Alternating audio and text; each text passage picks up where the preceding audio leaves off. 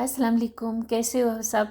आज भी बहुत प्यारी सी वीडियो आपके साथ शेयर कर रही हूँ। सबसे पहले तो यहाँ पे बेडशीट मैं बिछा रही थी और इन दिनों में जो है ना हमारी बेडशीट जो कॉटन के हम यूज़ कर रहे हैं गर्मियों में बहुत जल्दी जल्दी इनके कलर ख़राब हो रहे होते हैं। एक दो दफ़ा अगर हम धो ले तो इसकी कलर ख़राब हो जाते हैं। अगर हम सस्ती वाली बेडशीट यूज़ करते हैं तो गुल अहमद की बेडशीट मैं यूज़ कर रही हूँ। काफ़ी सालों से मेरे पास कुछ बेडशीट पड़े हुए हैं, बिल्कुल भी उनका कलर ख़राब नहीं होता। चाहे कई दफ़ा हम ख़रीद लेते हैं, हम ये सोच के सस्ते सस्ते ले रहे होते कि हमें सस्ते पड़ रहे हैं, लेकिन अब यकीन माने वो हमें महंगे पड़ जाते क्योंकि बार बार उसको हमें ख़रीदना पड़ता, ख़राब हो रहे होते और बार बार ख़रीदना पड़ रहा होता।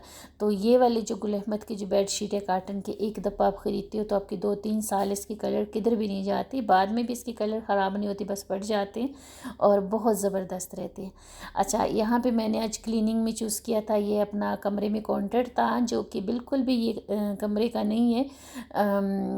बस मेरे घर में पालतू था और इसकी कोई जगह नहीं, इस वजह से मैंने अपने कमरे में रखा और इसमें बहुत सारी चीज़ें जमा हो गए थे जैसे कि आप देख रहे हो। सबसे पहले तो ये पेपर बैग मैं रखती हूँ संभाल के, ये ना मैं बहुत सारी जगहों पे यूज़ करती हूँ लेकिन कुछ ज़्यादा ही हो गए थे और सारी चीज़ें जो है ना, ऐसे कोई चेयर टेबल या कोई भी चीज़ आपके कमरे में पड़ी हो तो बस आहिस्ता आहिस्ता उसमें चीज़ें जमा हो रही होती। तो मेरे भी ये काउंटर पे ना बहुत सारी चीज़ें जमा हो गई थी। तो आज मैंने प्लानिंग की थी कि मैं ये काउंटर की अच्छी सी डीप क्लीनिंग कर लूँगी। तो सारी चीज़ें मैं इसमें से निकाल रही थी और ये वाली रूटीन मेरे लिए बहुत ज़बरदस्त रहती। अगर आप कुकिंग भी खुद कर रहे होते हो, अगर आप सफाई भी खुद कर रहे होते हो, पूरे घर के पूरी चीज़ों को, घर की चीज़ों को खुद देख रहे होते हो, बच्चों को भी देख रहे होते हो, तो आपको एक साथ सारी क्लीनिंग बिल्कुल भी आपसे नहीं हो पाती। आप टेंशन में रहते हो और बिल्कुल कोशिश तो कर रहे होते हो कि हम सारे काम कर ले, घर भी साफ़ कर ले, कुकिंग भी कर ले, बच्चों के भी देख ले, लेकिन वो कभी भी नहीं होता। मैं भी पहले ऐसे ही करती थी लेकिन अब जो है मैंने ये वाली रूटीन शुरू की है कि मैं ना रोज़ रोज़ कुछ ना कुछ मैं इसमें ना क्लीन कर रही होती हूँ जितना मैं कर सकती हूँ। तो इस वजह से मेरे पे बंडल भी नहीं पड़ता, घर भी आहिस्ता आहिस्ता साफ़ हो रहा होता, बाकी चीज़ें भी मैं कर रही होती हूँ। ख़ास तौर पर उन घरों में जिन घरों में ना हेल्पर नहीं होती और एक ही औरत ने सारा कुछ करना होता तो बहुत ज़्यादा मुश्किल होती। कभी भी अपने घर को एक साथ साफ़ नहीं कर सकते पूरे घर को, और कुकिंग के साथ साथ और अपने बच्चों को भी देखना, और ये चीज़ें ना बहुत मुश्किल हो जाती। इस तरीके से आप भी लेके चले, जैसे हम खाने की प्लानिंग करते हैं ना कि नाश्ते में हम आज ये करेंगे, दोपहर में वो करेंगे, शाम को ये करेंगे। इसी तरीके से अपने क्लीनिंग की भी अगर आप प्लानिंग करते हो ना कि आज ये रूम कर लूँगी या फिर कल वो वाशरूम कर लूँगी या फिर परसों किचन कर लूँगी, तो इस तरीके से आपकी जो क्लीनिंग है ना वो आहिस्ता आहिस्ता चल रही होती है और आपका घर बिल्कुल कुछ ही दिनों में जो है वो आपकी जो एक आदत बन जाती है वो रूटीन, और कुछ ही दिनों में आपका घर जो है वो बिल्कुल साफ़ सुथरा आपका घर जो है वो नज़र आने लगता है। बिल्कुल आपके लिए भी आसानी होती है और आपको टेंशन भी नहीं होती। अच्छा, क्लीनिंग के लिए, फर्नीचर क्लीनिंग के लिए मैं जो यूज़ कर रही हूँ, बस एक सॉस बोतल में मैंने पानी डाला, 1 चम्मच जितना मैंने डिश लिक्विड डाला और बस उसी से मैं अपनी सारी फर्नीचर की ना डस्टिंग कर लूँगी। अच्छा, गर्मियों की जैसे कि ना अभी बहुत गर्मी है तो मैं सुबह सुबह इतना ज़्यादा काम नहीं करती क्लीनिंग की, बस झाड़ू लगा लेती हूँ और डस्टिंग कर लेती हूँ। जैसे कि आप देख रहे हो मैंने सिर्फ झाड़ू लगाई हुई है और भी डस्टिंग कर रही हूँ।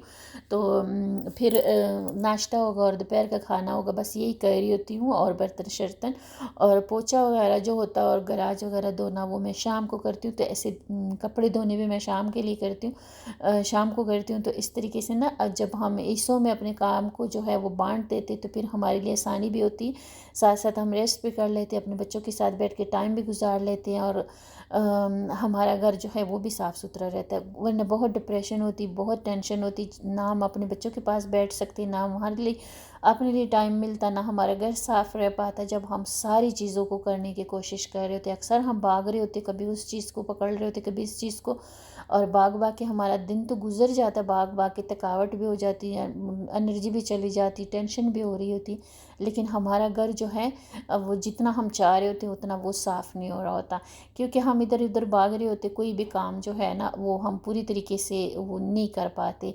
क्योंकि इंसान कितना एक अकेला बंदा कर सकता है, कुकिंग कर लेगा या बच्चों को देख लेगा या फिर मेहमान वगैरह आ जाए उनके साथ बैठ जाएगा। तो ये सारी चीज़ें हमारे दिमागों में तो चल रही होती लेकिन हमसे ना हैंडल नहीं हो पा रही होती। इस तरीके से अगर आप अपनी क्लीनिंग को लेके चलते हो ना, और आप यकीन माने इतना ज़्यादा अच्छा लगता है ना जब हमारा घर साफ़ सुथरा होता है, बिल्कुल हमारी टेंशन ख़त्म हो जाती है। और यहाँ पे जो है ना काउंटर से मैंने सारा कुछ निकाल दिया, ज़रूरत का सामान मैंने छोड़ दिया। जैसे कि ये पर्स आप देख रहे हो ना, ये 3 पर्स मैंने यहाँ पे रखे हुए हैं।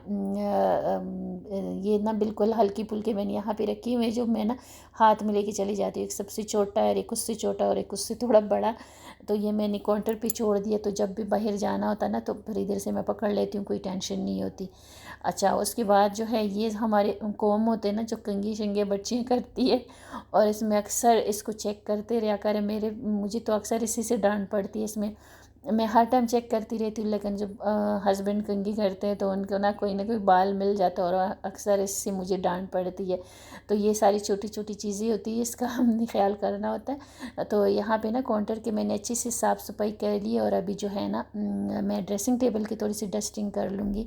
ये चीज़ें तो हमारी रेगुलर होती हैं, लेकिन डस्टिंग हो गई, जैसे कि मेरे घर में पेंट करने वाला कमरों में तो बहुत सारे सीमेंट ना ऊपर से गिर रहा होता है। तो मेरी फर्नीचर का ना हमेशा मसलन हर रोज़ मुझे डस्टिंग करनी पड़ती। कुछ थोड़ा बहुत सीमेंट चूना वगैरह गिर रहा होता है, क्योंकि घर में काम करने वाला, तो ये डस्टिंग भी मुझे रोज़ करनी पड़ती है। लेकिन ये मैंने ना पहले मैं सुबह सुबह करती थी, जब मौसम अच्छा था। सुबह मैं झाड़ू भी लगा लेती थी, और क्लीन डस्टिंग भी कर लेती थी, और पोछा भी कर लेती थी।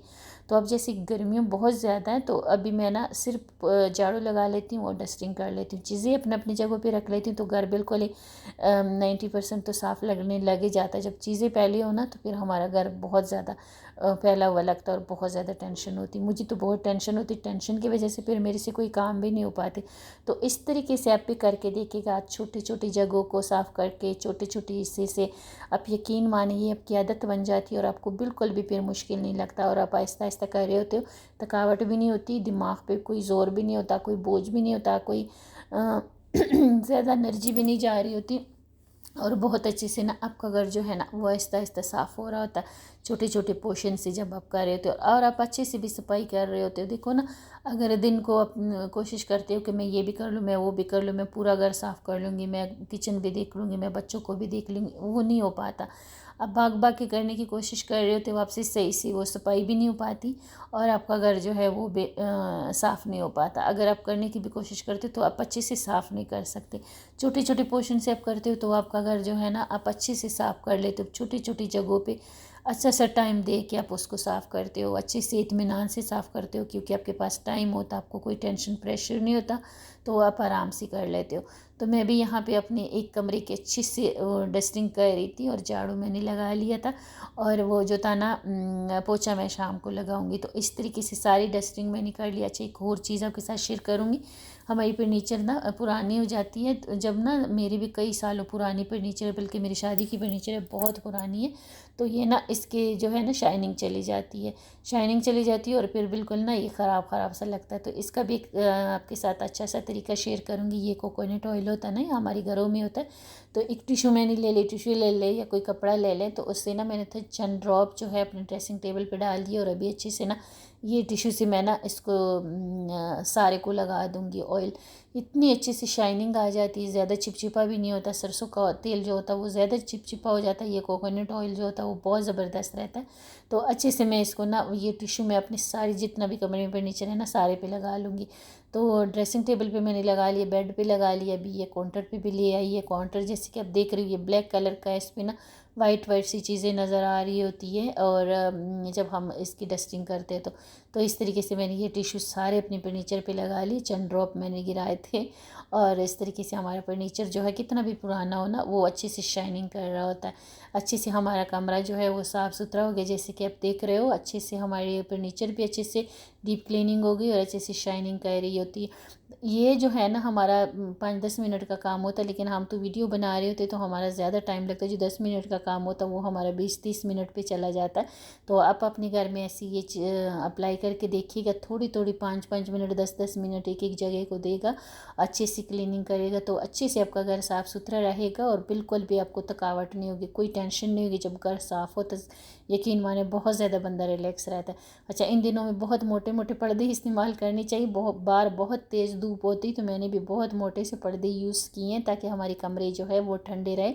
और काटन की बेडशीट इस्तेमाल करें, गुल अहमद की हो सके तो यूज़ करें, बहुत सालों तक चल जाती है और बहुत अच्छे से रहते, ठंडे भी रहती है और बहुत अच्छे से चलते भी है। तो ये थी मेरी आज की वीडियो, कल फिर मिलूँगी किसी न्यू वीडियो के साथ, तब तक के लिए अल्लाह हाफिज़।